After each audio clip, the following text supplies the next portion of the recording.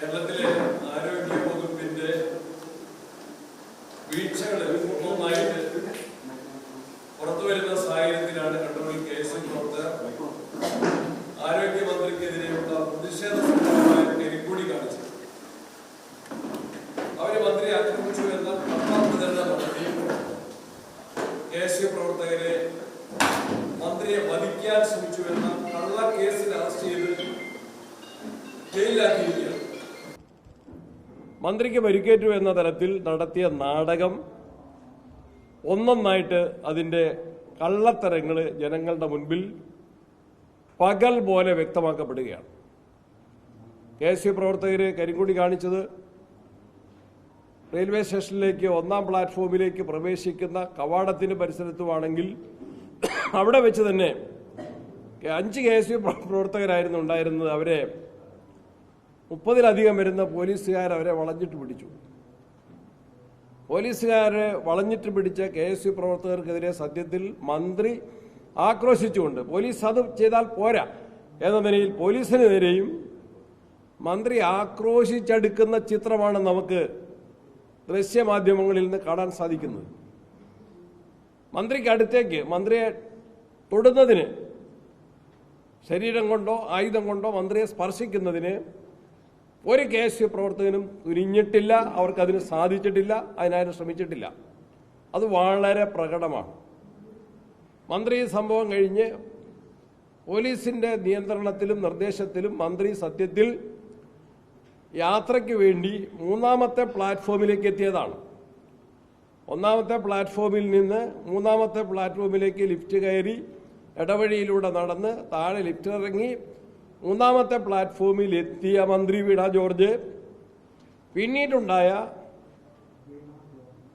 ബുദ്ധി ഉദിക്കലിന്റെ അടിസ്ഥാനത്തിൽ, കുബുദ്ധിയുടെ അടിസ്ഥാനത്തിൽ ഒരു കള്ളക്കഥ സൃഷ്ടിച്ചുകൊണ്ടാണ് തനിക്ക് പരിക്കേറ്റു എന്ന് പ്രചരിപ്പിക്കാൻ ശ്രമിച്ചത്. മന്ത്രി ആശുപത്രിയിൽ അഡ്മിറ്റ് ചെയ്തു, ICUവിലാണെന്ന് പറഞ്ഞു, മെഡിക്കൽ ബുള്ളറ്റിൻ ഇറക്കുമെന്ന് പറഞ്ഞു. മന്ത്രിക്ക് പരിക്കേൽക്കുന്നതോ മന്ത്രിയുടെ പരിക്ക് എന്താണെന്ന്, കഴുത്തിന് പോറലാകാം, പൊട്ടലാകാം, കരുവാളിപ്പാവാം, നീർക്കെട്ടാവാം, അങ്ങനെയുള്ള എന്തെങ്കിലും ഒരു സൂചന പോലും ദൃശ്യമാധ്യമങ്ങളുടെ മുമ്പിൽ കാണിച്ചു കൊടുക്കുന്നതിനോ മെഡിക്കൽ ബുള്ളറ്റിൻ ഇറക്കുന്നതിനോ തയ്യാറായിട്ടില്ല. മന്ത്രി എവിടെ എന്ന് അറിയാത്ത സാഹചര്യമാണ് ഇന്നലെ ഉണ്ടായിരുന്നത്. കേരളത്തിലെ ജനങ്ങൾക്ക് ആരോഗ്യമന്ത്രി എവിടെ? ആരോഗ്യമന്ത്രി ആരോഗ്യവതിയാണോ? പരിയാരത്ത് നിന്ന് പെട്ടെന്ന് ഡിസ്ചാർജ് വാങ്ങിപ്പോയി.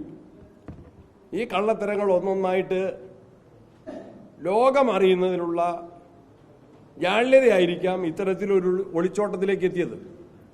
അതിനിടയിൽ കണ്ണൂർ DCC ഓഫീസ് ഉൾപ്പെടെ ആക്രമിക്കാൻ മാർക്സിസ്റ്റ് പാർട്ടി നേതാക്കന്മാർ അവരുടെ അണികൾക്ക് നിർദ്ദേശം നൽകിയ അക്രമങ്ങൾ, ഈ അറസ്റ്റ് ചെയ്യപ്പെട്ട കളവായ കേസിൽ അറസ്റ്റ് ചെയ്യപ്പെട്ട KSUവിന്റെ സജീവ പ്രവർത്തകന്റെ കോഴിക്കോട്ടെ വീടിന് നേരെ ബോംബേറ്, കോൺഗ്രസിന്റെ രാഹുൽ ഗാന്ധി വരുന്ന പേരാവൂരിലെ പരിപാടിക്ക് അവിടെ സ്ഥാപിച്ച ഫ്ലക്സ് ബോർഡ് ഉൾപ്പെടെ എല്ലാ പ്രചരണ മെറ്റീരിയൽസും നശിപ്പിക്കുന്നു. ഓഫീസുകൾക്ക് നേരെ കയ്യേറ്റം, പ്രവർത്തകർക്കെതിരെ ആക്രമണം, വീടുകൾക്ക് നേരെ ബോംബാക്രമണം. ഇതെല്ലാം CPM അഴിച്ചുവിട്ടത് ഈ കള്ളപ്രചരണത്തിന്റെ അടിസ്ഥാനത്തിൽ തന്നെയാണ്. ഈ കള്ളപ്രചരണങ്ങൾ പൊളിഞ്ഞ് പാളീസായിരിക്കുകയാണ്. മന്ത്രിയും CPM നേതൃത്വവും ഇതിന് മാപ്പ് പറയുക തന്നെ വേണം. കേരളത്തെ കലാപകലുഷിതമാക്കാൻ നടത്തിയ ഈ കള്ളപ്രചരണത്തിൽ മന്ത്രിയും CPM നേതൃത്വവും കുറ്റം സമ്മതിച്ച് മാപ്പ് പറയണം. KSU പ്രവർത്തകർക്കെതിരെയുള്ള കള്ളക്കേസ് പിൻവലിക്കാൻ ഗവൺമെന്റ് തയ്യാറാകണം. മുഖ്യമന്ത്രി ഇത്തരം തെറ്റായ സംഭവങ്ങളെ ന്യായീകരിക്കുന്നതിന് പകരം തെറ്റ് തിരുത്താൻ കേരളത്തിലെ പോലീസ് തയ്യാറാകണം. ആരോഗ്യമന്ത്രി വ്യക്തിപരമായും ഗവൺമെന്റ് തലത്തിലും അതിന് നടപടി സ്വീകരിക്കണമെന്ന് ഞങ്ങൾ ആവശ്യപ്പെടുകയാണ്.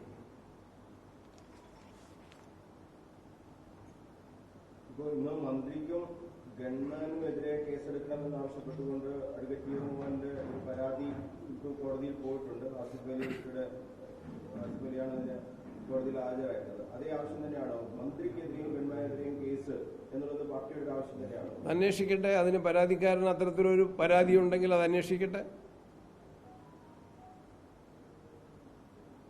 ശരിക്കും അവിടെ കുഴപ്പമുണ്ടാക്കിയത് മന്ത്രി എന്നുള്ള രീതിയിൽ നമുക്ക് ഒരു കാര്യം, കള്ളപ്രചരണമാണ് ഇതിൻ്റെ ആകത്തുക. മന്ത്രിയുടെ നിങ്ങൾ വിഷ്വൽസിൽ നിന്ന് കാണാം, അവർ ആക്രോശിച്ചാണ്. പോലീസിന് നേരെ അവർ കയർക്കുകയായിരുന്നു, KSU പ്രവർത്തകർക്കെതിരെ കയർക്കുകയായിരുന്നു. അപ്പോൾ അവരെ നിയന്ത്രിക്കാൻ പോലീസുകാർ, വനിതാ പോലീസും പുരുഷ പോലീസും അവരെ നിയന്ത്രിക്കാൻ, അവരെ സംരക്ഷിക്കുന്നതിൻ്റെ ഭാഗമായിട്ട് കൂടിയാകാം, അവരെ നിയന്ത്രിക്കാൻ ശ്രമിക്കുകയാണ്. അപ്പോഴൊക്കെ അവരെവിടെയാണ്? ഒന്നാമത്തെ പ്ലാറ്റ്ഫോമിൽ നിന്ന് അവരെ തിരുവനന്തപുരത്തേക്കോ എറണാകുളത്തേക്കോ യാത്ര ലക്ഷ്യം വെച്ച് അവർ നടന്ന് നീങ്ങി. പിന്നീടാണ് അതിന് നിയമത്തിൻ്റെ ഭാഷയിലും രാഷ്ട്രീയത്തിൻ്റെ ഭാഷയിലും പറഞ്ഞാൽ ആഫ്റ്റർ തോട്ട്, പുനർവിചിന്തനം, രണ്ടാമത്തൊരു നിർദ്ദേശമോ ചിന്തയോ ഉണ്ടായി. ആര് നിർദ്ദേശിച്ചു എന്ന് അവർ തന്നെ പറയട്ടെ.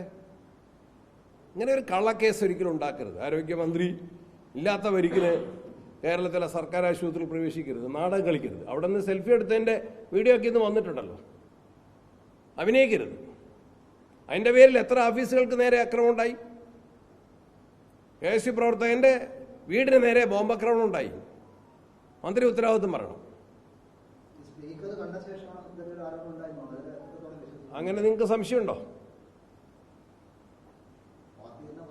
അങ്ങനെ സംശയമുണ്ടോ?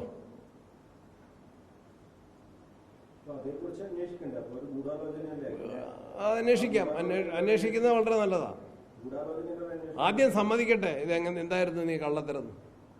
പിന്നെയല്ലേ ആരാൻ്റെ ഉത്തരവാദി? കള്ളത്തരത്തിന് ഇങ്ങനെ നിർദ്ദേശം നൽകിയത് ആരാണ്? സ്വന്തം അവർ ചെയ്യാൻ അത്രയും കാര്യമില്ല. രാഷ്ട്രീയത്തിൽ അത്രയല്ലേ. രാഷ്ട്രീയ പ്രവർത്തക എന്ന നിലയ്ക്ക് ജനപ്രതിനിധിയായിട്ടും മന്ത്രിയായിട്ടും പരിചയമുണ്ട്. പക്ഷേ രാഷ്ട്രീയ പ്രവർത്തകയായിട്ട് അത്രയല്ലേ ഉള്ളൂ. അങ്ങനെ ഒരു കള്ളക്കേസ്, ഒരു നാടകം അരങ്ങേറ്റം സാധ്യത കുറവാണ്. ആരെങ്കിലും അത് പിന്നണിയിൽ പ്രവർത്തിച്ചിട്ടുണ്ട്.